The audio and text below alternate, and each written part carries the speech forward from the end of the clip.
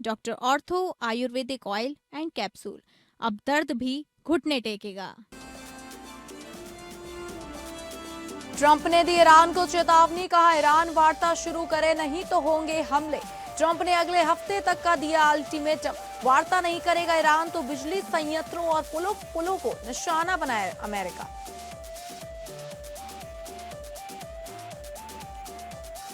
दो 2029 में एक साथ होंगे लोकसभा और विधानसभाओं के चुनाव, बदले जा सकते हैं कानून। संयुक्त संसदीय समिति अध्यक्ष पीपी चौधरी ने की लखनऊ में घोषणा। जज उत्तम आनंद हत्याकांड में हाईकोर्ट का बड़ा फैसला, दोषियों की उम्र कैद बरकरार, हाईकोर्ट ने की अपील खारिज।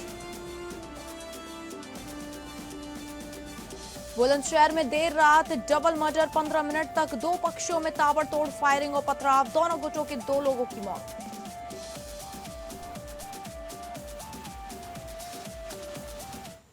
नमस्कार, आप सभी का बहुत बहुत स्वागत है टॉप अपडेट में। मैं हूं आपके साथ शालिनी राणा। शुरुआत करेंगे टॉप अपडेट की। अमेरिका में लगातार चौथे दिन ईरान के कई सैन्य ठिकानों पर एयर स्ट्राइक करते हुए ईरानी बंदरगाहों के समुद्री नाकेबंदी भी शुरू कर दी है। राष्ट्रपति डोनाल्ड ट्रंप ने साफ चेतावनी दी है कि यदि ईरान बातचीत की मेज पर वापस नहीं लौटा तो अगले हफ्ते उसके बिजली संयंत्रों और पुलों को निशाना बनाया जाएगा। ट्रंप ने दावा किया कि समझौता नहीं होने पर अमेरिकी सैन्य अभियान और तेज होगा तथा ईरान को गंभीर परिणाम भुगतने पड़ेंगे। उन्होंने कहा कि हमले तब तक जारी रहेंगे जब तक ईरान अपना रुख नहीं बदलता। इस बीच पश्चिम एशिया में दोनों देशों के बीच तनाव लगातार बढ़ता जा रहा है और एक दूसरे के ठिकानों पर हमले भी जारी हैं। अमेरिकी प्रशासन का कहना है कि हॉर्मुज़ जलडमरू मध्य पर प्रतिबंध हटने तक बातचीत आगे बढ़ना मुश्किल है। ट्रंप ने ईरान में जमीनी अभियान की संभावना से भी पूरी तरह इनकार नहीं किया है। हालांकि अन्य विकल्पों को प्राथमिकता देने की बात कही। वहीं दोनों देशों के बीच बैक चैनल संपर्क जारी रहने के बावजूद क्षेत्र में हालात बेहद तनावपूर्ण बने हुए हैं। लखनऊ में वन नेशन वन इलेक्शन संबंधी विधेयकों पर गठित संयुक्त संसदीय समिति ने अध्यक्ष और भाजपा सांसद पीपी चौधरी ने दावा किया कि वर्ष 2029 में लोकसभा और राज्यसभा विधानसभाओं के चुनाव एक साथ कराए जाएंगे। उन्होंने कहा कि बार बार चुनाव होना लोकतंत्र के हित में नहीं है और देश भर में आम जनता इस व्यवस्था का समर्थन कर रही है। चौधरी ने बताया कि 1952 से 1967 तक देश में एक साथ चुनाव सफलतापूर्वक कराए गए थे, जबकि उस समय संसाधन भी सीमित थे। उन्होंने कहा कि आज भारत के पास पर्याप्त ईवीएम और बेहतर चुनावी ढांचा उपलब्ध है। जेपीसी अध्यक्ष के मुताबिक बार बार चुनाव होने से मतदान प्रतिशत प्रभावित होता है, जबकि एक साथ चुनाव से लोकतंत्र और मजबूत होगा। विपक्ष के संघीय ढांचे पर उठाए जा रहे सवालों को खारिज करते हुए उन्होंने कहा कि चुनाव की समय सारिणी समान होने से संविधान की संघीय व्यवस्था प्रभावित नहीं होती। उन्होंने संसाधनों की कमी के विपक्षी तर्क को भी निराधार बताते हुए कहा कि भारत अब चुनाव कराने के लिए पूरी तरह सक्षम है।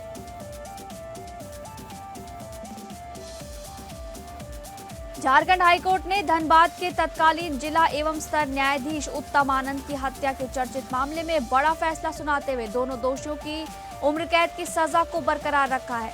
जस्टिस रोंगोन मुखोपाध्याय और जस्टिस प्रदीप कुमार श्रीवास्तव की खंडपीठ ने लखन कुमार वर्मा और राहुल कुमार वर्मा की अपील खारिज कर दी है। अदालत ने कहा कि ये घटना बेहद गंभीर थी और न्यायपालिका की सुरक्षा पर सीधा हमला माना जाएगा। हाईकोर्ट ने माना कि रिकॉर्ड पर मौजूद साक्ष्य दोनों आरोपियों की भूमिका को स्पष्ट रूप से साबित करते हैं, इसलिए सीबीआई की विशेष अदालत के फैसले में हस्तक्षेप का कोई आधार नहीं बनता। उल्लेखनीय है कि धनबाद की सीबीआई विशेष अदालत ने 6 अगस्त 2022 को दोनों आरोपियों को दोषी ठहराते हुए उम्र कैद की सजा सुनाई थी।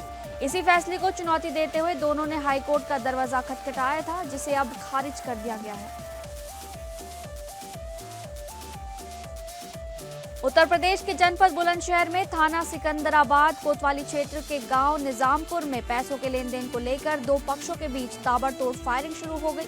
सरेआम हुई इस गोलीबारी में अजब सिंह और सोनू नाम के 2 लोगों की मौके पर ही मौत हो गई, जबकि 2 अन्य लोग घायल बताए जा रहे हैं। प्रत्यक्षदर्शियों के अनुसार दोनों पक्षों के बीच पहले से रंजिश चली आ रही थी। इसी विवाद में आज कहासुनी इतनी बड़ी कि दोनों ओर से अंधाधुंध फायरिंग शुरू हो गई। करीब 50 राउंड फायरिंग होने की बात सामने आ रही है। फायरिंग के दौरान इलाके में अफरा तफरी मच गई और लोग जान बचाकर भागे।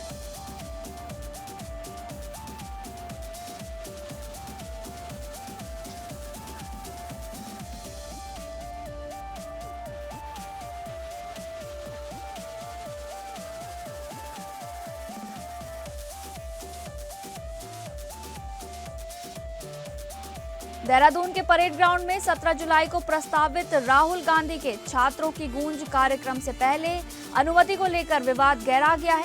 नगर निगम ने कार्यक्रम स्थल को लेकर आपत्ति जताते हुए सामान लेकर पहुंचे ट्रकों को मैदान में प्रवेश से रोक दिया। इसके विरोध में बड़ी संख्या में कांग्रेसी देर रात परेड ग्राउंड देहरादून पहुंचे और ट्रकों को अंदर जाने देने की मांग करते हुए नारेबाजी की।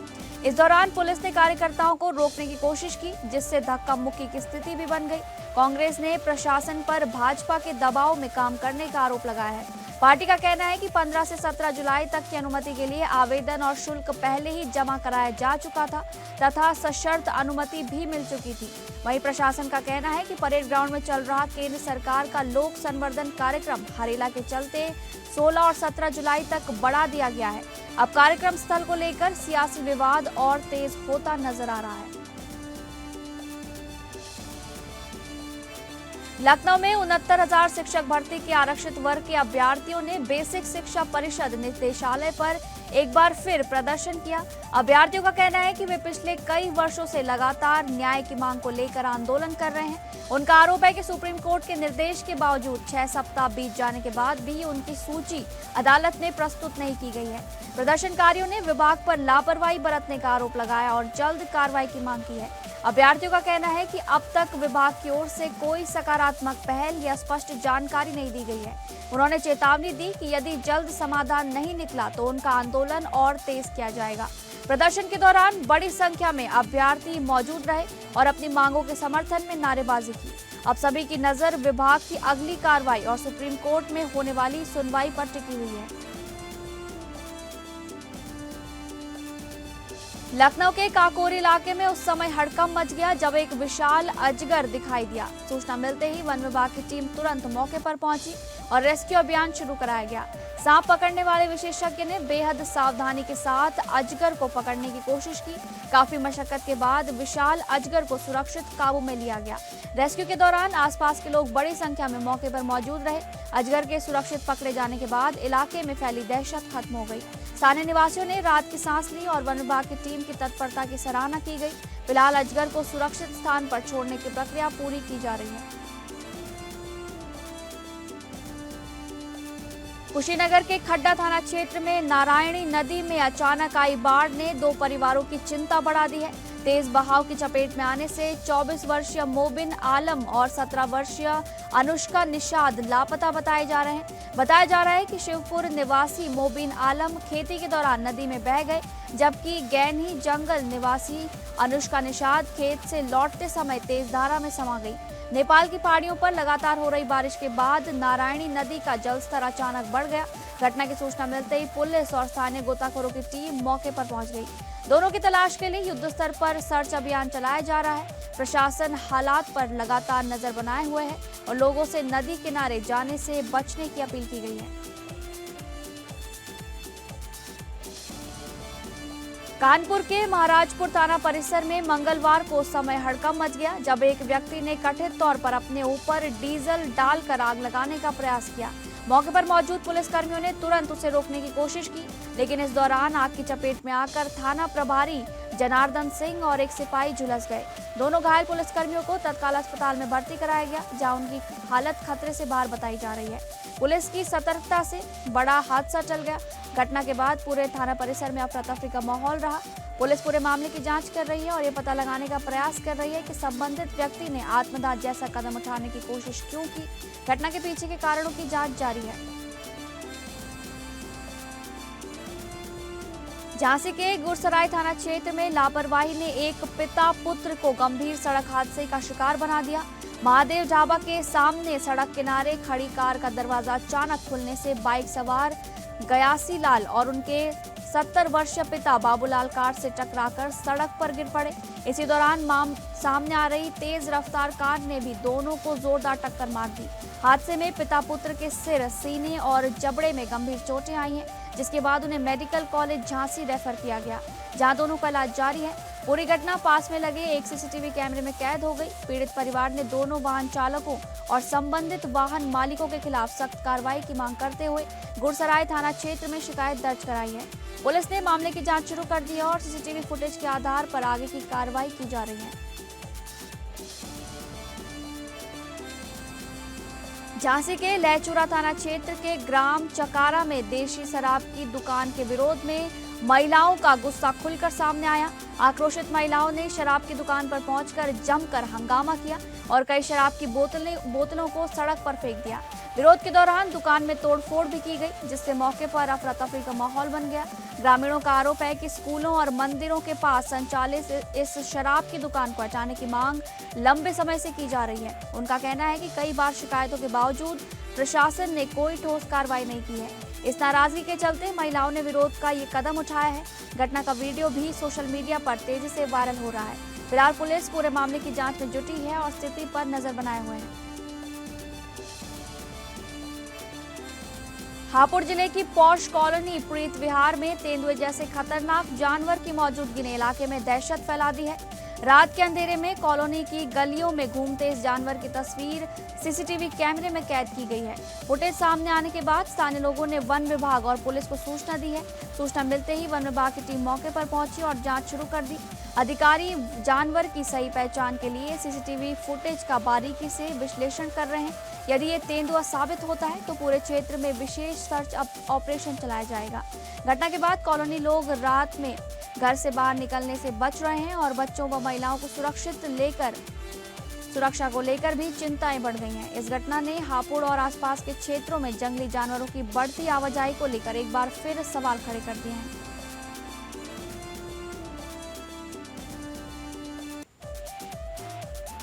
अमरोहा के हसनपुर थाना क्षेत्र में 23.90 लाख रुपए और इनोवा कार चोरी के सनसनीखेज मामले का पुलिस ने खुलासा कर दिया है। जांच में सामने आया कि मालिक के भरोसेमंद ड्राइवर मनोज ने अपने भाई कमल के साथ मिलकर पूरी साजिश रची थी। रजिस्ट्री के लिए रखी गई 23.90 लाख रुपए की नकदी और इनोवा कार चोरी कर दोनों फरार हो गए थे। पुलिस ने तकनीकी साक्ष्यों और जांच के आधार पर दोनों आरोपियों को गिरफ्तार कर लिया है। आरोपियों की निशानदेही पर चोरी की पूरी रकम और इनोवा कार भी बरामद कर ली गई है। मामले का खुलासा करते हुए एसपी ने बताया कि आरोपी ने मालिक के विश्वास का फायदा उठाकर वारदात को अंजाम दिया था। पुलिस दोनों आरोपियों से पूछताछ कर मामले के अन्य पहलुओं की भी जांच कर रही है। इस खुलासे के बाद पुलिस ने भरोसे की आड़ में की गई इस बड़ी चोरी का सफलतापूर्वक पर्दाफाश कर दिया है। बीसलपुर में पूर्व विधायक और पूर्व मंत्री रामशरण वर्मा का एक युवक को थप्पड़ मारने का कथित वीडियो सोशल मीडिया पर तेजी से वायरल हो रहा है। बताया जा रहा है कि वीडियो समय का है जब वो बर्खास्त कर्मचारी उपेंद्र शंखधार के आत्महत्या प्रकरण में शोकाकुल परिवार से मिलने पहुंचे थे। वीडियो सामने आते ही जिले की राजनीति गर्मा गई है और विपक्ष ने भाजपा पर तीखा हमला बोला है। मामले को लेकर आरोप प्रत्यारोप का दौर भी शुरू हो गया है। वहीं विधायक विवेक वर्मा ने घटना पर सफाई देते हुए कहा कि संबंधित युवक नशे की हालत में था। उनका दावा है कि युवक ने पूर्व विधायक के साथ अभद्र व्यवहार किया था, जिसके बाद ये घटना हुई। फिलहाल वायरल वीडियो को लेकर पूरे जिले में चर्चाओं का बाजार गर्म है और मामला राजनीतिक बहस का विषय बना हुआ है। महाराष्ट्र के पुणे के कोठरुड इलाके में एक बार फिर कोयता गैंग का खौफ देखने को मिला है, जहां 8 से 10 बदमाशों ने बीच सड़क पर एक युवक पर जानलेवा हमला कर दिया। हमले में गंभीर रूप से घायल अमित शिंदे का अस्पताल में इलाज जारी है। बताया जा रहा है कि अमित एक मोबाइल दुकान में काम करता है और घटना के समय दुकान के बाहर खड़ा था। तभी बदमाशों का समूह वहां पहुंचा और कोयते से उस पर ताबड़तोड़ वार कर फरार हो गया। हमले में उसके सिर पर 2 गंभीर चोटें आई, जिससे वो लहूलुहान होकर सड़क पर गिर पड़ा। पूरी वारदात इलाके में लगे सीसीटीवी कैमरे में कैद हो गई है। सूचना मिलते ही कोथरूड पुलिस मौके पर पहुंची, जांच शुरू की और फुटेज के आधार पर अपराधियों की तलाश तेज कर दी गई है। नवी मुंबई के पनवेल स्थित कामोठे सेक्टर 10 में एक आवारा कुत्ते के हमले से पूरे इलाके में दहशत फैल गई है। बताया जा रहा है कि एक ही दिन में कुत्ते ने करीब 10 लोगों को अपना शिकार बनाया, जिसमें 2 छोटे बच्चे और एक 64 वर्षीय बुजुर्ग महिला भी शामिल है। बच्चों को बचाने पहुंची कृष्णा महात्रे की आंख के पास कुत्ते ने काट लिया, जिससे उन्हें गंभीर चोटें आई हैं। वहीं एक 6 वर्षीय बच्चे के गाल और एक अन्य बुजुर्ग के हाथ पर भी कुत्ते ने हमला किया। सभी घायलों को अस्पताल में भर्ती कराया गया है, जहां उनका इलाज जारी है। घटना के बाद स्थानीय लोगों ने इलाके में बढ़ते आवारा कुत्तों के आतंक पर चिंता जताई है। सूचना मिलते ही पनवेल महानगर पालिका की टीम ने हमलावर कुत्ते को पकड़ लिया और निगरानी में रखा गया है। वहीं जनप्रतिनिधियों और स्थानीय नागरिकों ने आवारा कुत्तों पर नियंत्रण के लिए विशेष अभियान चलाने और स्थायी समाधान की मांग उठाई है।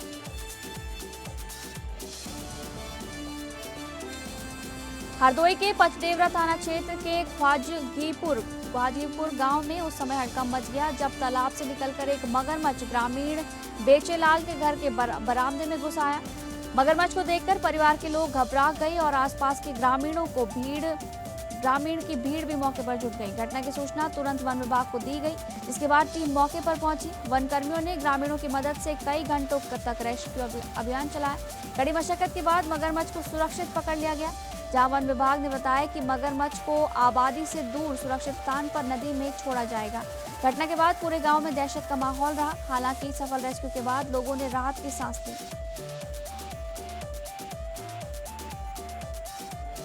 अमरोहा के सैदनगली थाना क्षेत्र में तेज रफ्तार का कहर एक बार फिर देखने को मिला है, जहां अज्ञात वाहन ने बाइक सवार को कुचल दिया। हादसा उजारी हसनपुर मार्ग पर अंबर पैलेस के सामने बताया जा रहा है, जिसमें बाइक सवार की मौके पर ही दर्दनाक मौत हो गई। दुर्घटना के बाद वाहन चालक मौके से फरार हो गया। मृतक की अब तक शिनाख्त नहीं हो सकी है, जिससे पुलिस पहचान कराने का प्रयास कर रही है। सूचना मिलते ही पुलिस मौके पर पहुंची और शव को कब्जे में लेकर पोस्टमार्टम के लिए भेज दिया गया है। पुलिस आसपास के सीसीटीवी कैमरे और अन्य साक्ष्यों के आधार पर फरार वाहन व चालक की तलाश में जुटी है। हादसे के बाद क्षेत्र में शोक और चिंता का माहौल बना हुआ है। अभिनेत्री शहनाज गिल ने राघव जुयाल के साथ डेटिंग की अफवाहों पर पहली बार अपनी प्रतिक्रिया दी है। एक इंटरव्यू के दौरान उन्होंने अपनी निजी जिंदगी पर सवालों का जवाब देने से इनकार करते हुए कहा कि उनसे पर्सनल सवाल ना पूछे जाएं। शहनाज ने राघव को अपना बेहद करीबी और अच्छा दोस्त बताया, लेकिन अफेयर की चर्चाओं पर कोई टिप्पणी नहीं की। उन्होंने बातचीत का रुख राघव के काम और उनकी आने वाली फिल्म की ओर मोड़ दिया। शहनाज ने फैन से अपील की कि वे राघव की फिल्म भाई तेरा स्टार है वो सिनेमाघरों में जाकर जरूर देखें और उनका समर्थन करें। उन्होंने कहा कि राघव ने बिना किसी फिल्मी बैकग्राउंड के अपनी मेहनत और प्रतिभा के दम पर ये मुकाम हासिल किया है। विवेक बी अग्रवाल के निर्देशन में बनी ये कॉमेडी फिल्म 30 जुलाई 2026 को सिनेमाघरों में रिलीज होगी। शहनाज के इस बयान के बाद दोनों के रिश्ते को लेकर चल रही चर्चाओं ने एक नया मोड़ ले लिया है। लॉकअप सीजन 2 में अभिनेत्री आकांक्षा चमोला ने अपने वैवाहिक जीवन और तलाक को लेकर एक बार फिर खुलकर बात की है। उन्होंने साफ कहा कि वो दूसरी शादी नहीं करना चाहती और इस बारे में कभी भी गौरव खन्ना से सलाह नहीं लेंगी। शो के दौरान राम कपूर के साथ बातचीत में आकांक्षा ने कहा कि अब वो अपनी जिंदगी अपने दम पर और अकेला जीना चाहती हैं। उन्होंने बताया कि शादी के बाद समय के साथ उन्हें एहसास हुआ कि वो मातृत्व के लिए खुद को तैयार महसूस करती थी और इसी वजह से रिश्ते में बदलाव आए। आकांक्षा ने यह भी कहा कि फिलहाल वो किसी भी तरह के रोमांटिक रिश्ते में नहीं रहना चाहती। उनके मुताबिक ये उनकी जिंदगी का एक ऐसा दौर है जिसे उन्होंने एसेक्सुअलिटी से जोड़ा है। अभिनेत्री ने कहा कि अब वो पहली बार अपने माता पिता और पति से अलग अपने घर में स्वतंत्र जीवन बिताने की तैयारी कर रही हैं।